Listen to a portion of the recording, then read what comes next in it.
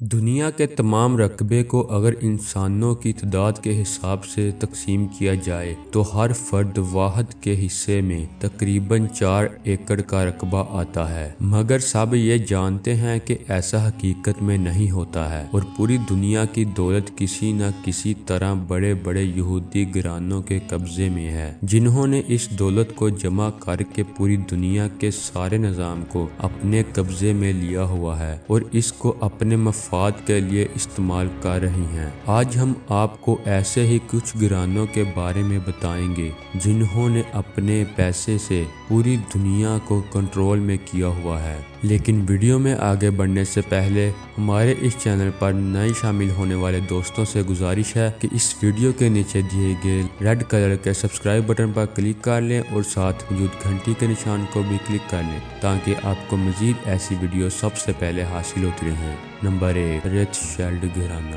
یہ گھرانہ اس وقت دنیا کا سب سے طاقتور ترین گھرانہ تصور کیا جاتا ہے، جس کی دولت کا شمار کرنا ممکن ہی نہیں، مگر ان کے کاروبار $500 بلین اور ریزروز $100 ٹریلین پر مشتمل ہے۔ اس گھرانے کے کاروبار کا آغاز ہیمبرگ میں ایک چھوٹے سے بینک کے آغاز سے 18ویں صدی میں میئر ایمسچل رتھ فیلڈ کے ہاتھوں ہوا، جنہوں نے 19ویں صدی کے آغاز تک رقوم کے ٹرانزیکشن کے لیے یورپ میں 5 مراکز قائم کیے، جن کے سربراہ اس کے 5 بیٹے تھے، اور اس طرح اس نے دنیا کے تمام بڑے ممالک کو قرضے دے کر ان کی مالیاتی نظام پر کنٹرول قائم کر لیا۔ اس کے قائم کیے ہوئے ادارے موجودہ IMF کی طرح دنیا بھر کی کرنسیوں کو کنٹرول کرتے ہیں۔ اس گھرانے کے متعلق یہ بھی کہا جاتا ہے کہ اس نے امریکہ اور برطانیہ کی حکومتوں کو مانیٹری نظام کو بھی کنٹرول کر رکھا ہے، اور کہا جاتا ہے کہ دنیا میں ہونے والی تمام بڑی جنگوں کا قصوروار یہی گھرانہ ہے۔ تو یہ گھرانہ اس لیے ایسے کرتا ہے تاکہ دونوں فریقوں کو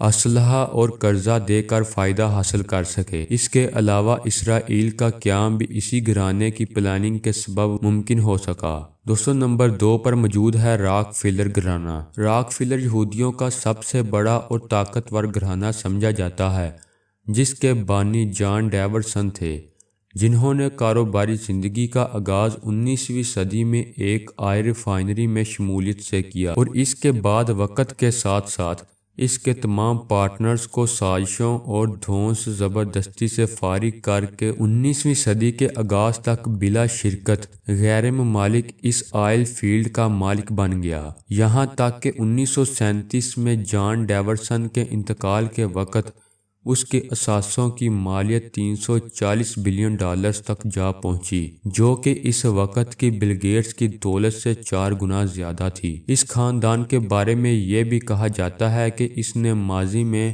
زکا وائرس کی تیاری کے لیے فنڈ دیا تاکہ دنیا بھر میں اس وائرس کے پھیلاؤ اور اس کی ویکسین کی تیاری سے پیسہ کمایا جا سکے۔ اس گھرانے کے متعلق یہ بھی کہا جاتا ہے کہ یہ گھرانہ امریکی صدر جان ایف کینیڈی کے قتل کی منصوبہ بندی اور ورلڈ ٹریڈ سینٹر کی منصوبہ بندی میں بھی ملوث رہا۔ نمبر 3 پر موجود ہے مارگن گھرانہ۔ 19ویں صدی کے اختتام پر جان پیئر یونٹ مارگن نے JP مارگن اینڈ کمپنی کے نام سے فائنینشل کمپنی سٹارٹ کی، جس کا کام قرضے دینا تھا۔ اسی دوران امریکہ اپنے وقت کی بدترین کساد بازی کا شکار تھے۔ اس موقع پر جب امریکہ کے سونے کے ذخائر بری طرح کم ہو رہے تھے اور اس کا ڈالر اپنی وقت کھو رہا تھا، اس موقع پر JP مارگن نے روتھشیلڈ کے ساتھ مل کر بڑی مقدار میں سونا امریکی ذخائر میں جمع کروا کر اس کی اکانومی معاملات پر اپنا اثر و رسوخ میں اضافہ کیا، اور اس کے سبب امریکی فولاد سازی اور الیکٹرونک کی صنعت کو اپنے قابو میں کیا، اور اس کے ساتھ ساتھ مارگنائزیشن کے نام سے ایک نظام کی بنیاد ڈالی، جس کے ذریعے کم معاوضے پر مزدوروں سے کام لینا اور زیادہ سے زیادہ منافع کے حصول کے لیے فیکٹریوں میں حفاظتی نظام کو نظر انداز کر کے مزدوروں سے کام لینا شامل ہے۔ اس کے علاوہ انہوں نے دنیا کے دوسرے کمزور ممالک کو بھی سخت ترین شرائط پر قرضے فراہم کر کے ان کی معیشت پر بھی اپنا تسلط قائم کر دیا۔ نمبر 4، ڈیو پوائنٹ گھرانہ۔ ڈیو پوائنٹ گھرانے کے سربراہ سیموئل ڈیو پوائنٹ تھے جو 18ویں صدی میں فرانس سے بحریت کر کے امریکہ آیا تھا۔ یہ پیشے کے اعتبار سے ایک معیشت دان تھا۔ اس نے امریکہ میں گن پاؤڈر کی ایک فیکٹری قائم کی جس نے بعد میں نائلون اور پولیمر کی تیاری کی ذمہ داری بھی سنبھال لی۔ اس کے ساتھ ساتھ ڈائنامائٹ کی تیاری بھی اس فیکٹری میں ہوئی۔ اس گھرانے کے متعلق کہا جاتا ہے کہ اس نے گن پاؤڈر اور ڈائنامک کی فروخت میں بہت پیسہ کمایا۔ اس کے علاوہ امریکہ کے پہلے ایٹمی بم کی تیاری کی منصوبہ بندی اور تیاری بھی انہی کی ہاتھوں ہوئی، اور اس گھرانے کے متعلق یہ بھی کہا جاتا ہے کہ یہ میری جوانا اور حشیش کے بیچوں کی تیاری میں بھی ملوث ہیں، اور دنیا میں ہونے والے جنگوں کی منصوبہ بندی اور اس کے سبب اسلحے کی خرید و فروخت میں بھی ان کا بڑا ہاتھ ہوتا ہے۔ نمبر 5 پر ہے بش گھرانہ۔ پریس ویٹ شیلڈن بش جو کہ امریکی بینکر اور سینیٹر بھی رہے ہیں، یہ امریکی صدر